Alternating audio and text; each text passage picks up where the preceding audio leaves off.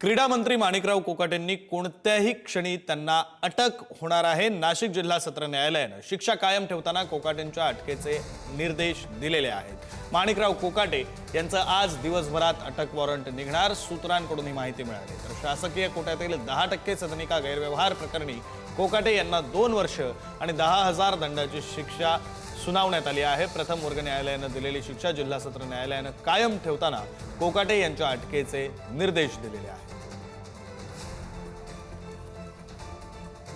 माणिकराव कोकाटेंविरोधात दिवसभरामध्ये कधी अटक वॉरंट निघू शकतं। माणिकराव कोकाटे हे सध्या सरकारमध्ये मंत्री आहेत, त्यांच्या विरोधात कधीही अटक वॉरंट निघू शकतं। त्यामुळे ही मोठी बातमी आताच्या क्षणाची म्हणावी लागेल। आपले प्रतिनिधी किरण ताजने आपल्यासोबत आहेत, अधिकचे तपशील ते देतील। किरण,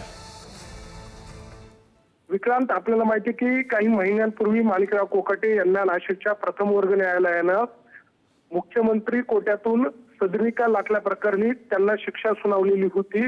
माजी मंत्री तुकाराम दिघोळे यांनी याबाबतची तक्रार त्यावेळेला केलेली होती आणि त्या तक्रारीचा निकाल काही महिन्यांपूर्वी लागलेला होता।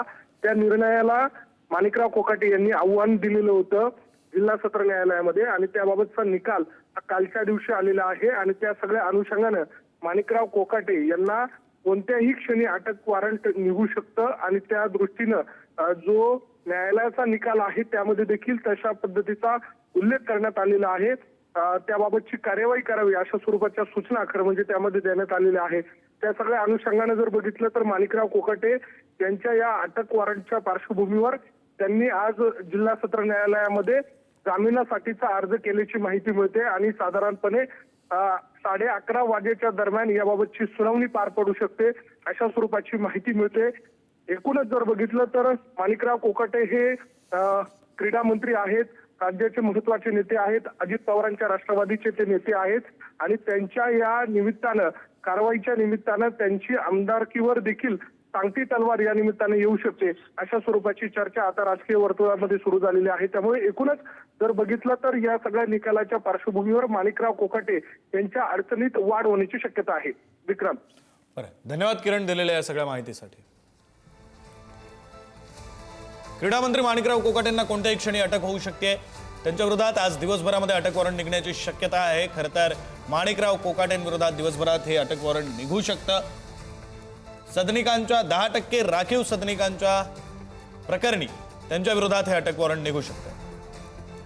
नाही, मला वाटतं की जे काही कायदेशीर कारवाई जे काही कोर्टाची असेल किंवा विधिमंडळ म्हणून असेल किंवा संविधानिक असेल, शेवटी कोर्टाची केस आहे, त्यांनाही वर जाण्याची संधी आहे, अपील करण्याची संधी आहे। किती दिवसात ते आदेश इम्प्लिमेंट वगैरे होतील हे तर सर्व संविधानिक आहे, कायदेशीर आहे, त्यामुळं कायदेशीर निर्णय होतील।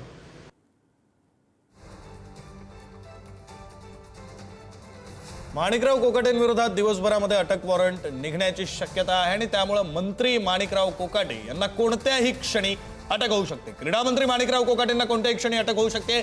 नाशिक जिल्हा सत्र न्यायालयाने शिक्षा कायम ठेवताना कोकाटेंच्या अटकेचे निर्देश दिलेले आहेत।